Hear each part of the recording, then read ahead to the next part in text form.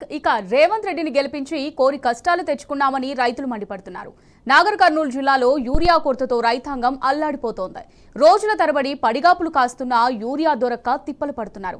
ఒకసారి ఒక బస్తా ఇస్తే మళ్లీ ఇవ్వమంటున్నారని, ప్రశ్నిస్తే వెళ్లిపోమంటున్నారని ఆందోళన చెందుతున్నారు. కేసీఆర్ పాలనలో ఎప్పుడూ ఇలా జరగలేదని, కోరి తెచ్చుకున్నందుకు తమ చెప్పులతో తామే కొట్టుకునే పరిస్థితి వచ్చిందని అన్నదాతలు మండిపడుతున్నారు. దీనిపై మరింత సమాచారం మా ప్రతినిధి శేఖరాచారి అందిస్తారు.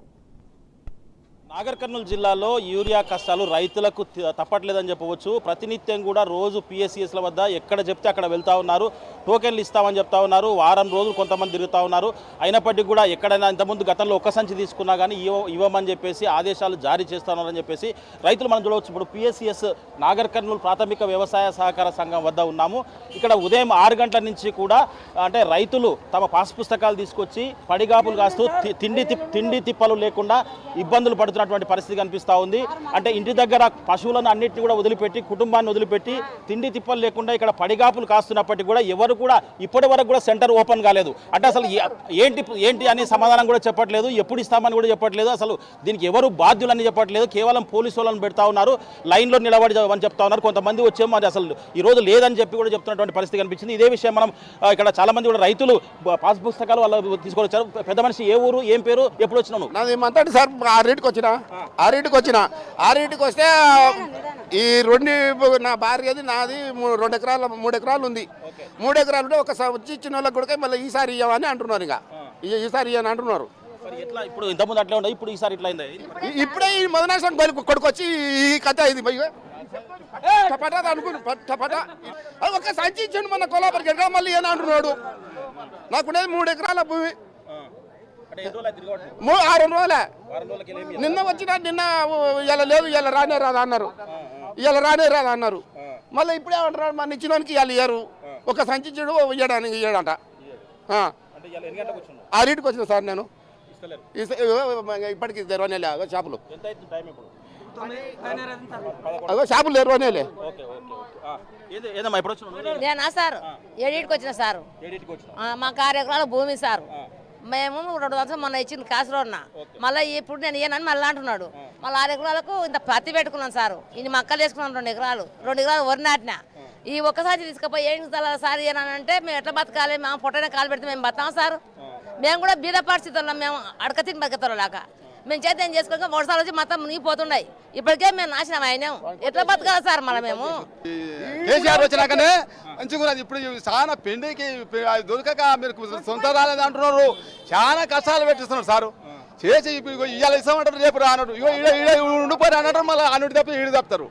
ఇక్కడ చెప్పి పోలీసులు పెట్టి లైన్లో పెట్టి మీరు అలా ఉండాలి అంటారు, రాస్తామంటారు, రాయారు, గీయరు. ఇంకా 6 గంటలకు వచ్చినాము. ఇవాళ అన్నం అన్నాడు, పుణ్యం అన్నాడు. రాజవేలరు రైతుకు పిండి లేని రైతు పంట పండియలేదు. రైతుకు పంట వండంది రైతు రాష్ట్రం మొత్తం రైతుకి వెళ్ళే బతికేది. పిండి సంచులోడు కానీ మందులోడు కానీ మొత్తం రాష్ట్రం మొత్తం రైతులు ఏంది ఎవరైతే ఏం బతకలేరు. 6 గంటల నుంచి ఇద్దరు ఉంటివి. ఇంటికాడ లేకపోతే పరిస్థితి లేకపోయా. గొర్రె ఉండే, బర్రె ఉండే, పసర ఉండే. చేనుకాడ వచ్చి 6 మంచి వచ్చి మోమాంచి చీడ కూర్చునే మోమాంచి వచ్చుకో బర్ర కొట్టుకొని పోయి ఎవరెవరు చిలక ఏంది చేతేవేంది. అట్లా తోడు పిండి లేకుండా ఉంటే వడ్లే ఎత్తే ఉన్నాడు. కొద్దిగా 5 గంటలకు వచ్చాం సార్. మేము అయితే వారం రోజులు తిరుగుతున్నాం. అయితే మాకు పిండి లేదేం లేదు సార్. మాకు 5 ఎకరాల చిలక ఉంది. ఏం చెప్తాం సార్? ఇంకా తిరుగుతూనే ఉండవు. ఇంకా ఇస్తాం బాగుంటారు ఇంటికి వెళ్తారు. పెట్టిన పేపర్ లైన్లో పెట్టినాం. ఆ లైన్లో పేపర్ తీసుకుపోయి మళ్ళీ పోస్ట్ ఆఫీస్ కడుకోని అంటారు. పిండి కోసం సార్ 3 రోజులు అవుతుంది. ఏమంటారు సార్? ఇవాళ ఇస్తాం, రేపు ఇస్తామని అంటారు. ఇంకా ఆయన ఇందాక సార్ వస్తే అడిగితే మా పెళ్లికి వచ్చినవా, ఎందుకు వచ్చిర్రు మీరందరూ, మా కోసం వచ్చిరా అని మాట్లాడుతుండు. ఇది మొత్తంగా చూసినట్టయితే రైతులు ఆగ్రహం వ్యక్తం చేస్తున్నట్టు పరిస్థితి కనిపిస్తూ ఉంది. ఈ ప్రభుత్వం వచ్చినప్పటి నుంచి కూడా అనేక తిప్పలు పెడుతున్నారని చెప్పేసి, మేము ఈ ఓట్లేసి మా చెప్పుతోని మేమే కొట్టుకునే పరిస్థితికి వచ్చిందని చెప్పేసి కూడా ఒక రైతు చెప్పు తీసుకొని కొట్టుకునే సన్నివేశం మనం చూస్తా ఉన్నాం. ఇది ఒక్కటే కాకుండా ఎప్పుడు ఇస్తారని అడిగితే నా పెళ్లికి వచ్చినావా అని చెప్పేసి కూడా ఒక ఇక్కడ పనిచేసిన వ్యక్తి చెప్పాడని చెప్తున్నటువంటి పరిస్థితి కనిపించింది. ఈ దయనీయమైనటువంటి పరిస్థితిలో వారం 10 రోజుల నుంచి కూడా తిరుగుతూ ఉన్నాం. వారం 10 రోజుల నుంచి కూడా రోజు రావడం పోవడం, ఇక్కడ ఒకసారి చెప్తారు, ఇంకో షాపు ఇంకొక దగ్గర చెప్తారు. ప్రతినిత్యం కూడా ఇంటి దగ్గర పశువులను, వ్యవసాయాన్ని, కుటుంబాన్ని అన్ని వదిలిపెట్టి తిండి తిప్పలు లేకుండా ఇక్కడ వస్తే లాస్ట్కు సాయంత్రం వరకు దొరకదా అని కూడా ఏది కూడా క్లియర్గా చెప్పట్లేదు. ఇప్పుడు ప్రస్తుతము ఇక్కడ 10:30 అవుతున్నా కానీ సెంటర్ మాత్రం ఓపెన్ చేయలేదు. కేవలం పోలీసు వాళ్ళని మాత్రం పెట్టారు. పోలీసు వాళ్ళని మాత్రం కేవలం పెట్టారు. అంటే రైతులు మా చెప్పుతోనే మేమే కొట్టుకుంటున్నామని చెప్పేసి చెప్తున్న పరిస్థితి కనిపిస్తూ ఉంది. క్లారిటీగా అసలు ఎప్పుడు ఇస్తారు, ఏమి ఇస్తారు అని చెప్పేసి కూడా చెప్పట్లేదు.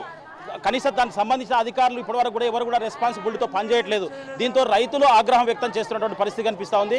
ఏదేమైనప్పటికీ రైతులు ప్రతినిత్యం కూడా నాగర్ కర్నూలు జిల్లా కేంద్రంతో పాటు నాగర్ కర్నూలు జిల్లా వ్యాప్తంగా కూడా ఇదే పరిస్థితి కనిపిస్తూ ఉంది.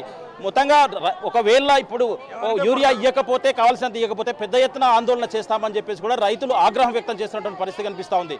వీడియో జర్నలిస్ట్ రామకృష్ణతో శేఖరాచారి, టీ న్యూస్, నాగర్ కర్నూలు జిల్లా PACS కేంద్రం నుంచి.